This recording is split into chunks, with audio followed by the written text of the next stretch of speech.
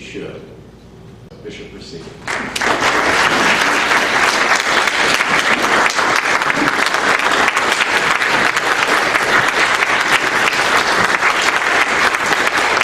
Thank you, Dave.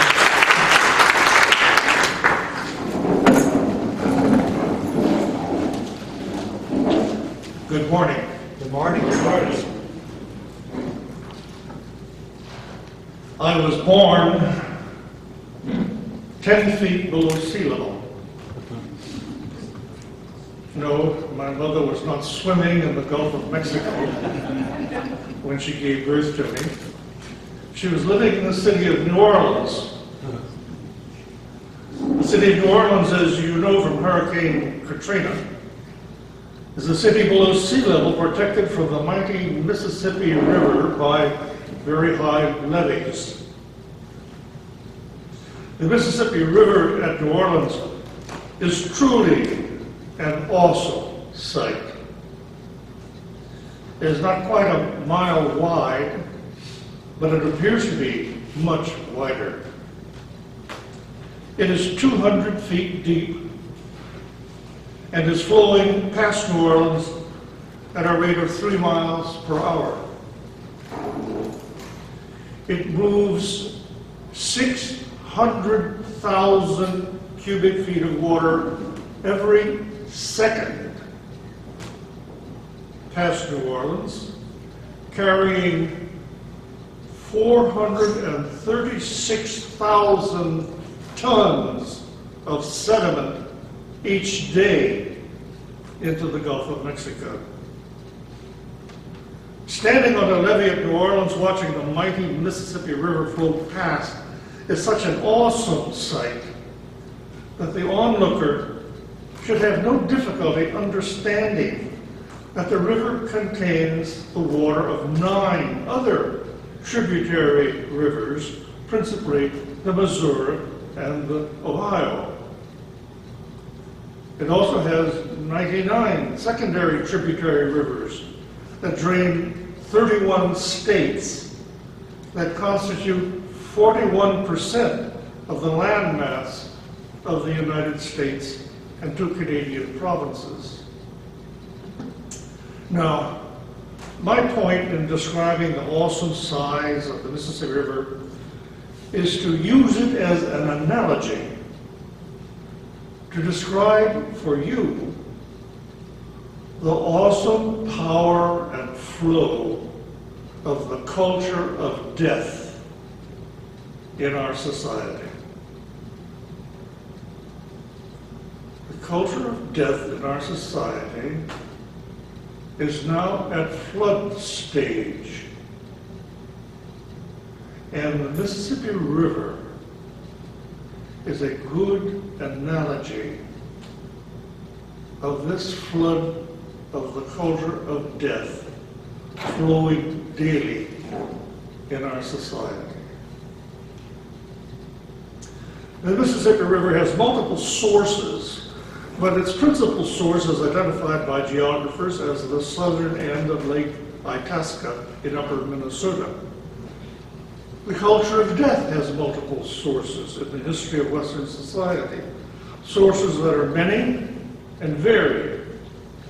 It is reasonable to ascribe one of the primary sources to the writings of the economist Thomas Robert Malthus, an Englishman born in the year 1766. In his book, An Essay on the Principle of Population, published in the year 1798, Malthus wrote, "The power of population is so superior to the power of the earth to produce sustenance for man, that premature death must in some shape or other visit the human race. Gigantic, inevitable famine stalks in the rear, and with one mighty blow levels the population without food for the world."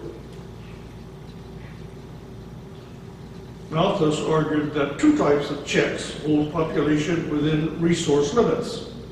Positive checks, which raise the death rate, and preventive ones, which lower the birth rate. The positive checks include hunger, disease, and war. The preventive checks are abortion, birth control, prostitution, and postponement of marriage. In some ways, Robert Thomas Malthus was the Chicken Little of his time. His version of "the sky is falling, the sky is falling" came to be known as the Malthusian catastrophe. It appealed to the popular imagination, became fixed in Western literature. It was inevitable that others would see in the Malthusian catastrophe a basis for grounding their own fears and phobias. One such person was Margaret Sanger. As part of her efforts to promote birth control, Sanger found common cause with proponents of eugenics, believing that eugenics sought to assist the race toward the elimination of the unfit. Margaret Sanger was a proponent of negative eugenics, which aims to improve human hereditary traits through social intervention by reducing the reproduction of those who were considered unfit. Sanger's eugenic policies included an exclusionary immigration policy, free access to birth control methods, and full family planning autonomy for the able-minded, and compulsory segregation or sterilization and abortion for the profoundly retarded. Although Sanger supported negative eugenics, she asserted that eugenics alone was not sufficient and that birth control and abortion were essential to achieve her goals. The reality is that even though Sanger professed to being opposed to abortion, Planned Parenthood, which she helped establish, shifted its emphasis from birth control to abortion. Why, you ask? Because there is much more money to be made from performing abortions than from distributing birth control pills or devices. The love of money is a root of much evil in our society, and as I will show, increases the ever-growing flow of the culture of death in the world. In Corpus Christi, Janet Hart, wife of Edward Hart, the publisher and founder of the Corpus Christi Caller-Times, was also the founder of Corpus Christi chapter of both Planned Parenthood and the Federation for Immigration Reform. The goal of the latter, according to its chairman, was the prevention of, quote, brown-skinned Catholics from entering the states from the South. In the joining together of these organizations with disparate goals, we can see how the culture of death grows by combining the energies and resources of their members, all for different purposes or goals. This new eugenics movement began a few decades ago with the coming together of several groups. The original euthanasia eugenics people, bioethics centers,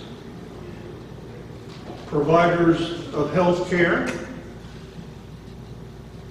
grassroots community organizations, and private foundations. Like the mighty Mississippi River, the contributions of these cultural tributaries all contributed to the flow of the culture of death, swelling it to its present flood stage.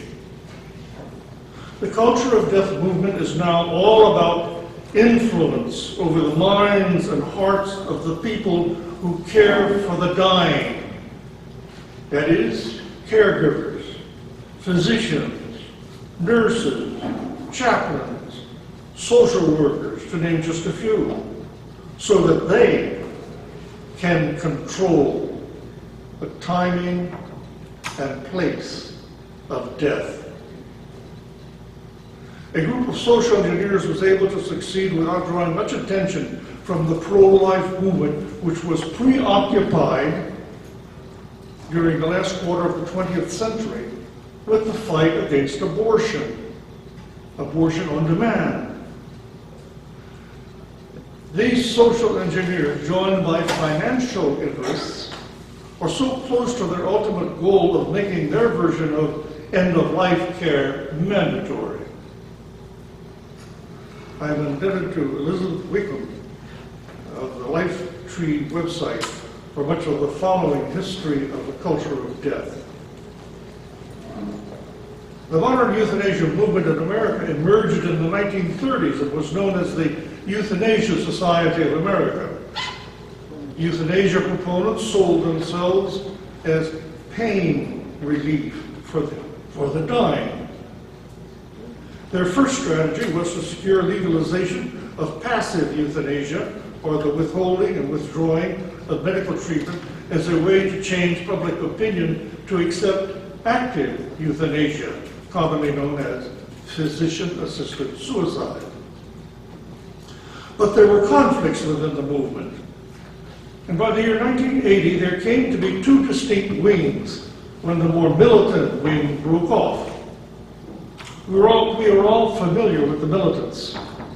Their various organizations over the years included, for example, the Hemlock Society, Compassion and Choices, Death with Dignity, and their successes in legalizing assisted suicide.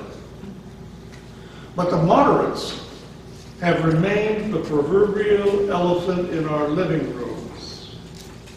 They have distinguished themselves from the radicals by arguing that they offer the moral high ground.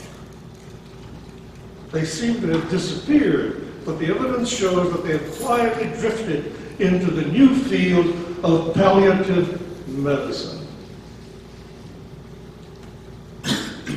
In her year 2005 book, author Diana Lynn describes palliative medicine, palliative care, as the third path to death. It is not wholly natural. It is not suicide. It is something in between. These moderates insist there is a big difference between withholding and withdrawing medical treatment and giving someone access to a lethal dose of barbiturates. The more militant, on the other hand, see little or no difference. During the last quarter of the 20th century, medicine was changing. In the year 1987, hospice physicians met in Granby, Colorado, to form what later became known as the American Academy for Hospice and Palliative Medicine, which is now the professional organization for palliative physicians. Many foundations funded this low-profile euthanasia movement, but two stand out as leaders.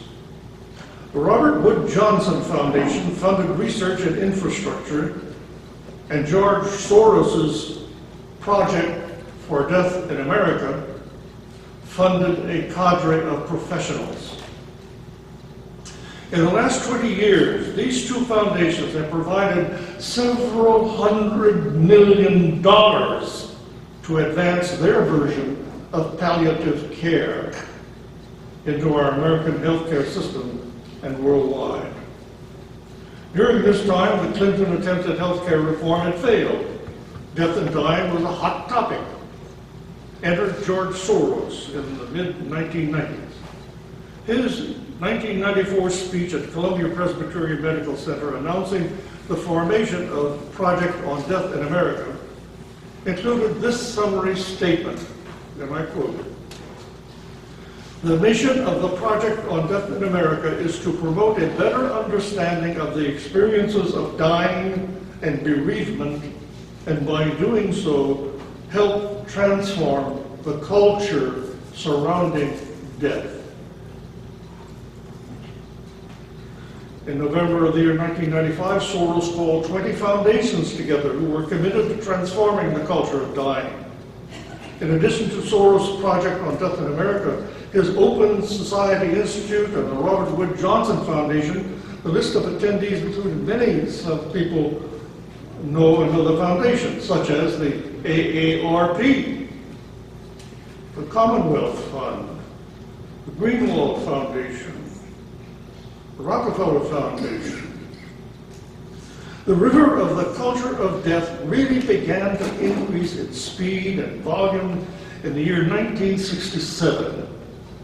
In that fateful year, Dr. Christian Bernard performed the first transplantation of a human heart from one man to another. The first man died within a few days, but on his second attempt, Dr. Bernard succeeded in transplanting a human heart, and the recipient of the heart lived long enough for the operation to be judged a complete success. There was only one problem. A human organ cannot be transplanted from the body of a dead person to the body of a living person. It cannot. It is medically impossible. The organ must come from a living person to be successfully received by a living person. How to resolve this dilemma? The way Dr. Bernard solved the problem was by keeping the donor's blood flowing artificially with a heart pump and by forcing the lungs to work with a respirator. Now, that is difficult and frequently is unsuccessful in its efforts to keep the donor's body alive. The answer to the problem is obvious to the medical profession. Change the legal definition of death from cardiac pulmonary brain death to simply brain death. And so a year after Dr. Bernard's transplantation of a human heart, a meeting of doctors involved in human organ transplantation was called at Harvard University to explore how death could be redefined to facilitate human organ transplantation. Now, I'm indebted to my friend Dr. Paul Byrne, founder of My Life Guardian Foundation, for guiding me through the technical aspects of brain death. As complicated as the clawing terms brain death, heart beating donor, and death by cardiac death, non-heart beating donor death, appear to be, in reality, it is as simple as 1, 2, 3.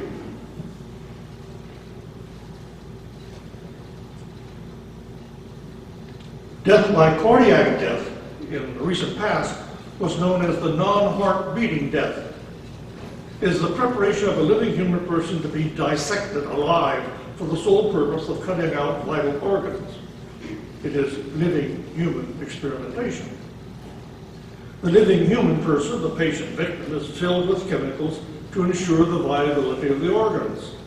Literally, the organs are being preserved within the cavity of the living person until such time it is convenient to cut out the organs.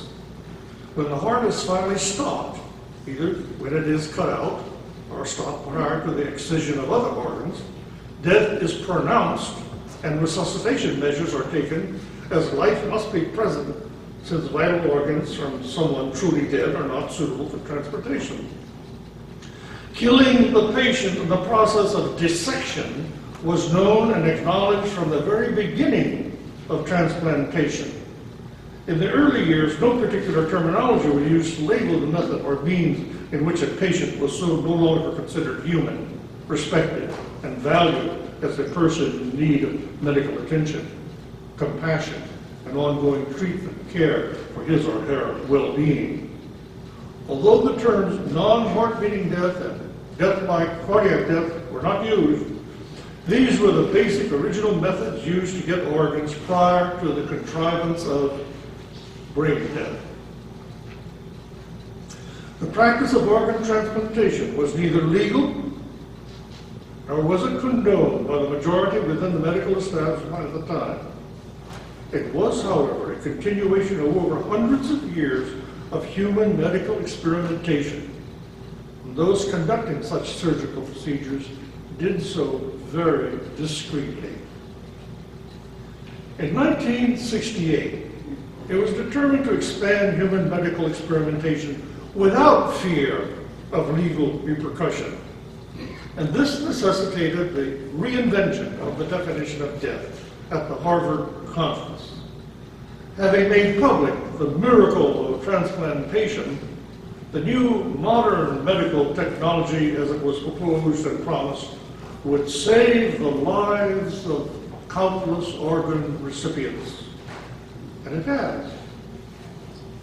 What was not divulged was the fact that human life was sacrificed for the benefit of the human life of others. This act of healing and the efforts to conceal this involved an elaborate deception, phenomenal indeed, yet quite simplistic in terms. The process of conjuring the coined term brain death and the so-called criteria that accompanied it in theory was not substantiated by any scientific means whatsoever. The expansion of human medical experimentation was a carefully contrived scheme consisting of a well-articulated label to dehumanize the patient to be pronounced dead when in fact the patient is still alive. The method for brain death is primarily the same as the old non-heart beating death. However, the patient victim is pronounced dead long before the actual cutting out of vital organs and prior to the heart being stopped. But for the term non-beating heart death to be marketed and legalized 40 years ago wasn't realistic. Whereas the development of the term brain death was to be the means to develop an acceptable term, to gain public support, and thereby to pass laws to overturn the only true definition of physical death, which everyone will encounter as a physical end of life. And what is that definition? The true definition of human death is the absence of respiration, heartbeat, and circulation that is beyond any form of resuscitation or life support. Let me repeat it. The true definition of human physical death is the absence of respiration, heartbeat, and circulation that is beyond any form of resuscitation or life support. 13 individuals, all directly involved in organ transplantation, gathered at Harvard University and invented the new definition of death. One of the members of this elite group, known as the Ad Hoc Committee, a religious leader, by the way, was also a euthanasia enthusiast. By coincidence. The invention of brain death and the contrived criteria then became known as the Harvard criteria. The upheaval and controversy in which the new invention of brain death and the expansion of human medical experimentation that immediately ensued within the medical communities wasn't enough to stop the social revolution long since started by Robert Malthus, Margaret Sanger, and Alioro. Despite the numerous articles published by respected physicians openly denouncing this movement to subvert truth, the misrepresentation of science and the undermining of the oath of Hippocrates, the lie became accepted by the medical and legal professions. Some transplant surgeons and physicians were charged with murder, but that did not stop the flow of the river of the culture of death. You see, there were no moral boundaries, no moral voice, other than the weak internal voice of the Judeo-Christian faith within the hearts and minds of the medical profession and the sciences, which ultimately opposed this. A deadly code of silence, creating a moral vacuum, enabled brain death and organ transplantation to be pursued, was entirely due to the church's compliancy and complacency. I repeat that, condemnation. A deadly code of silence, creating a moral vacuum enabling brain death and organ transplantation to be pursued, was due to the church's compliancy and complacency. Since 1954, when legislation imposed 501c3 tax status for churches, the tax exemption law, and appointed the IRS as the authoritative entity to oversee and govern all the political activities of the church, no longer were issues that were considered controversial discussed by the church for fear of endangering their tax exempt status. The church in this era was well aware of the political maneuvering as a dark, powerful agenda was clearly underway. By the time of the controversy of brain death and organ transplantation that surfaced in the year 1968, the political climate was much the same.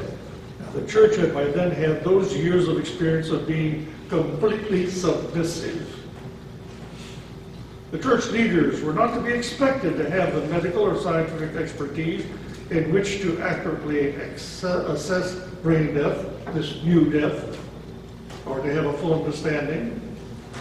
They were, however, commissioned and morally obligated to seek and uphold the truth as revealed and taught by others. The religions, in an eerie silence, conformed without any resistance. From sea to shining sea, there wasn't so much as a peep from any pulpit with regard to brain death and organ transplantation. In the year 1973, abortion was legalized, and the medicine these men and women of faith had once known and loved was literally stripped from them as death, and in a continuance, was expanding in method and established in law. In the year 1980, the Uniform Determination of Death Act was recommended to be adopted by all the states to make it uniformly legal that brain death is equal to cardiac and pulmonary death. The warning of the slippery slope many years previously of the moral decadence had come full circle and to a dreadful proverbial end. Death in a variety of names and means exploded throughout the country. Launched was the most extensive propaganda campaign ever known. The gift of life through organ transplantation was hailed as the new gift of medical science. People's lives would be saved by having organs transplanted. The deception was continued since its conception to be the most successfully socially engineered process ever developed. The fallacy of brain death, the illusion of organ transplantation, being the miracle of modern medicine, and it has corrupted our society. If there was any validity whatsoever, any real concern about saving lives, the invention of brain death would have been stopped before it began.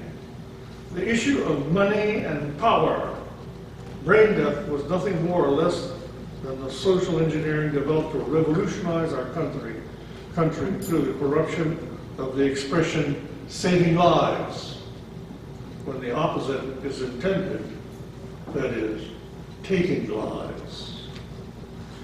The United States currently operates under an opt-in program that requires potential organ donors to register either online or at their local directory of motor vehicles. This system yields approximately 26 donors per million people. So now we come to the campaign to convert the system of organ donation from voluntary to involuntary, from opt-in to opt-out. Most of the countries of Europe have either adopted laws legalizing presumed consent or are considering such adoption.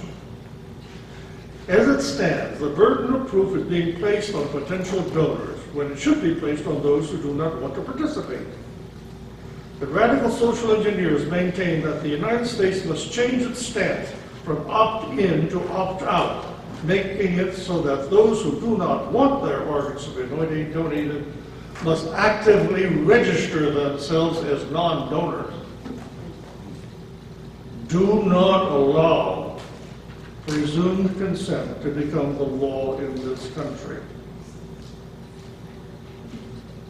On the table in the back, I've placed some booklets given to me by Dr. Paul Byrne, founder of the Foundation for Life. And in the back of those booklets, you will see a card which you can fill out and have notarized, which will help protect you from presumed donation of your organs against your will. The issues surrounding brain death are in truth as simple now as they were upon their invention. The truth is, the donor is breathing, has a beating heart, and a circulatory system in which the sustaining of the human life and life is evident. The donor is killed during the process of dissection for the sole purpose of organ transplantation and human medical experimentation. Every donor eventually takes his or her last breath. The heart stops beating and circulation ceases. Every donor experiences true physical death. The organ donor is alive. Why isn't that truth enough? Now, the force that carries the Mississippi River to flow from Minnesota to the Gulf of Mexico is gravity. Lake Itasca in Minnesota is 1,494 feet above sea level, above the Gulf of Mexico. And so the water naturally flows from Minnesota to the Gulf of Mexico.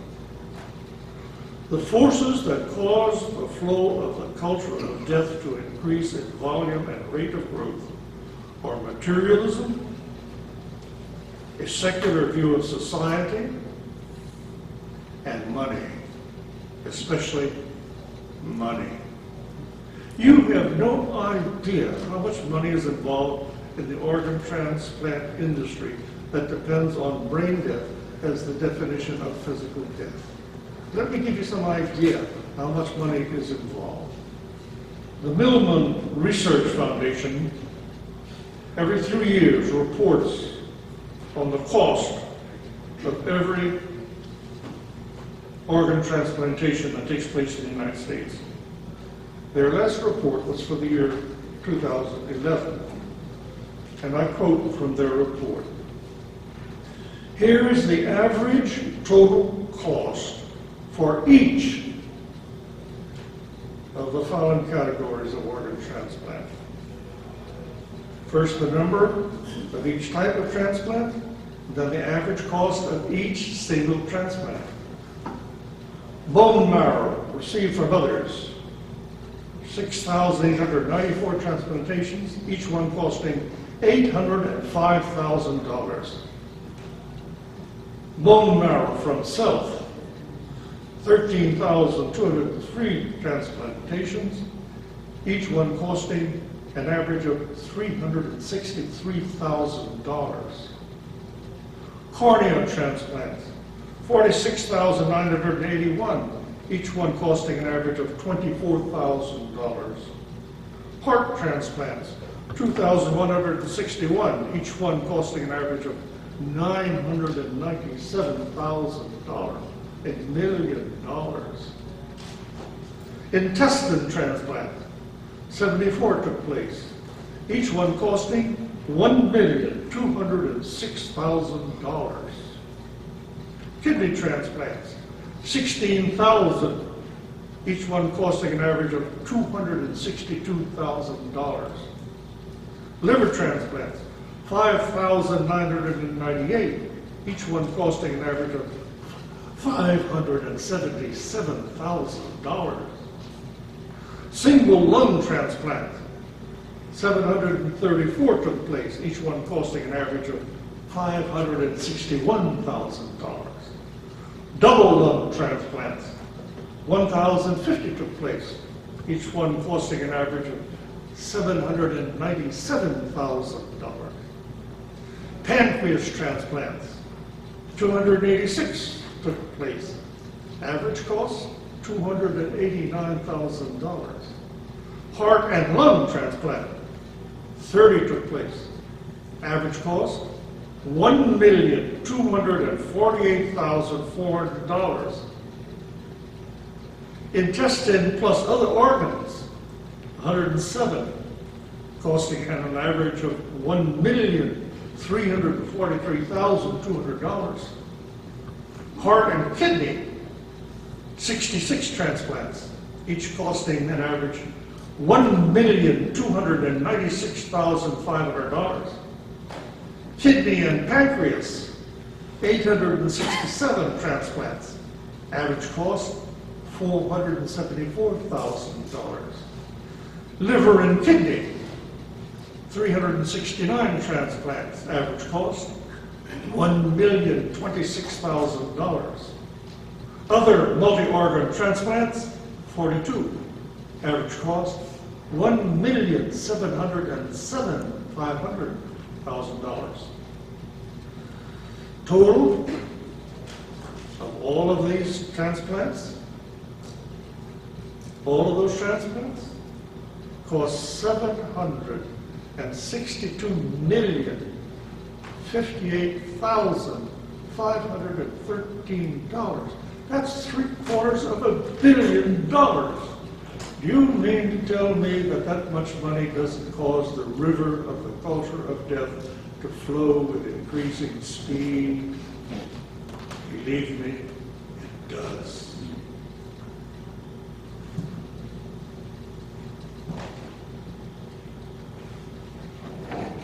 I'll close now with a few ad-lib remarks about the case of Johnny McMahon. You'll recall that she was a 13-year-old girl who went into a hospital in Oakland, California for a routine tonsillectomy. The tonsillectomy was performed, excuse me.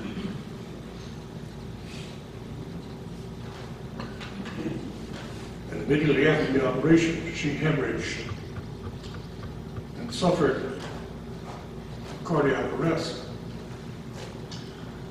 3 doctors, one of them associated with Stanford University Medical School, declared her brain dead. Now, it doesn't take much imagination to understand that a 13-year-old girl's organs were worth a lot of money.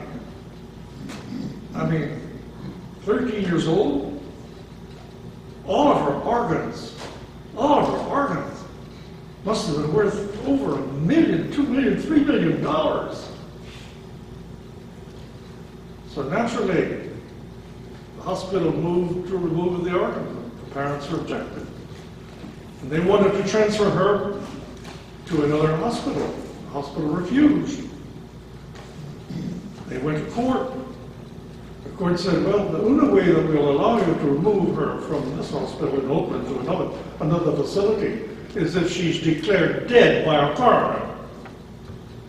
So the coroner, with the help of the doctors from Stanford, declared her dead. And a death certificate was issued. And she was taken by the parents to New Jersey, where state law in New Jersey allows a quote, brain dead patient to be kept alive. She's been alive now for 10 months in New Jersey. And recently she has begun to respond to the medical care that she's receiving. She is not yet fully conscious, but she does respond to commands from her mother and father. She responds to touches. She is showing more and more sentient awareness of her existence. And so the family retained a lawyer in California to ask the court to revoke the death certificate.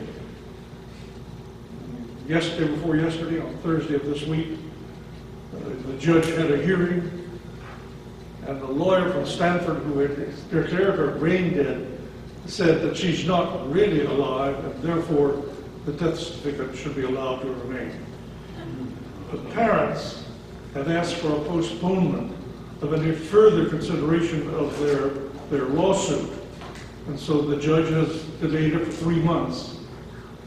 During this 3-month period, I urge you, I ask you to pray. Somehow, God, in His mercy, will allow Jahi McMahon to regain full consciousness. I can think of nothing that will give the lie to the proponents of brain death greater than to have Jahi McMahon alive and walking and talking. Thank you.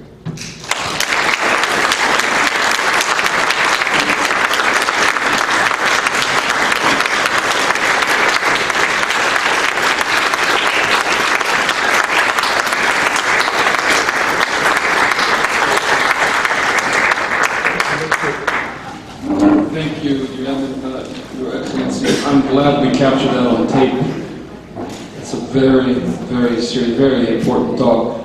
We're going to schedule for a short break, and I want to thank Bishop Gracida and Jim for getting us back on schedule. Anybody ready for a break, or can we dispense, or would you like a 5-minute break? Oh, a few questions to His Excellency, Bishop. Would you be willing to? Feel some, sure. I think there's a mic there. Well, take the microphone. Is that on?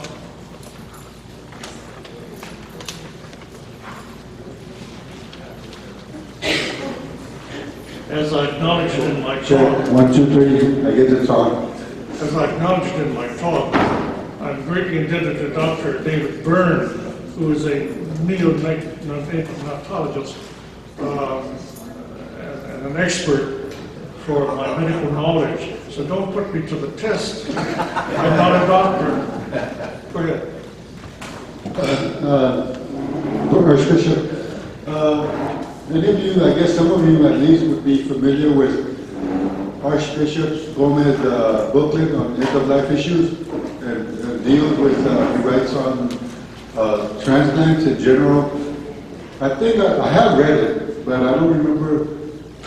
And there's just a little bit of confusion because, I mean, transplants are allowed by the Catholic Church, but heart transplants may or do, you say they do definitely end the life, they cannot be transplanted. Do you understand my question? I'm trying to word it. They cannot be transplanted because they cause the death. It's murder. Do you understand my question? No, I'm afraid I don't. Translate for me. Did the church actually allow? I have a Yes, okay. Does the church actually allow heart organ transplantation? The answer is yes. Yes, popes have spoken very positively. St. John Paul II spoke positively about organ donation and transplantation, and so is Pope Benedict XVI. In principle, there is nothing wrong with the donation of organs. However, what is wrong is the killing of a person in order to effect the transplantation. It is possible to transplant organs when a person really is being kept alive after dying, what would normally be considered a normal cardiac or pulmonary death, being kept alive with instruments and machines so that the organs can be transplanted. So it is possible, but the routine today, the medical practice today, is to merely depend upon the cessation of brain activity. Well, there's still nothing wrong with the heart is beating normally. The lungs are expelling air, even though the air may be forced in by a respirator, the lung naturally forces the air out. So the person is alive, is living. So what the medical practice is to continue that natural life artificially until they are able to, at the right moment, declare the person totally dead and remove the organs. Now, that is what the church does not approve of. But if it is possible for the doctor to sustain the person after there is cardiac stoppage, the person dies from cardiac arrest, and if the lung can be kept operating, then the person can be considered to be truly in the process of dying a natural death. And it is possible to remove the organs and to transplant them. Does that answer your question? That's very helpful. So you're saying right now the more common way is not to wait for true death, but to murder someone and transplant? Exactly. When they have the electroencephalogram connected to the brain, and they detect an absence of brain waves in the cortex, which is one of the main parts of the brain and the base of the brain, they then declare the person brain dead, even though the heart may be beating naturally, not artificially, not being sustained by machine. And the lungs may be working either without the aid of a respirator or with the aid of a respirator. A respirator doesn't force the lungs to operate totally. It really puts air into the lungs. And then the natural reaction of the body is to exhale, okay? So a respirator is not really the same thing as an iron lung. An iron lung forces air in and pulls air out. That's an iron lung, as we remember from the days of polio, okay? But a respirator doesn't do that. A respirator merely puts air into the lung, and then the body naturally exhales and expels the air. So if the heart is beating naturally, and if the lungs are functioning naturally, even though the brain activity may be hard to detect, it is wrong for them to declare the person brain dead and proceed to cut out the organs. That's the point, okay? Did I answer your question? It's very complicated, and if I've confused you, I'm sorry. But it is not a simple matter for a layman to explain. All right. Thank you. That pretty much answers one of my questions. The other one was from a more of like a theological point of view and a guide to us going forward. In terms of opting in to organ transplant, the biblical statement from Christ about no greater love hath a man that he lay down his life for his friends,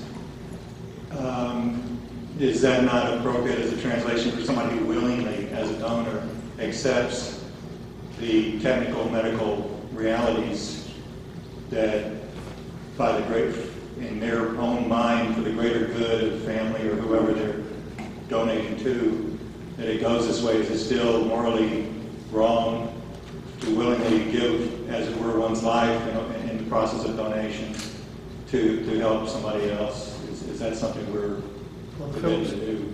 Can you give a short summary? Yes, if in other words, with the biblical injunction, laying down your life for a friend, would it be a moral decision for a person to make, even knowing that the organ might be taken before their natural death? Would that be a moral choice that a person could make and not without sinning? Certainly, if you I'll qualify that. I would say that there's a moral doubt about signing a donation form, not knowing how your organs are going to be harvested. That is probably morally questionable, all right? I would say a person certainly can sign a form saying they want their organs to be donated, but they should stipulate that they can only be donated after natural death, not brain death. Okay? Brain death is an artificial definition used to enable doctors to harvest organs from living people. Natural death can occur in a way that enables organs to be taken before the person really stops total existence. Okay? Thank you. You're welcome.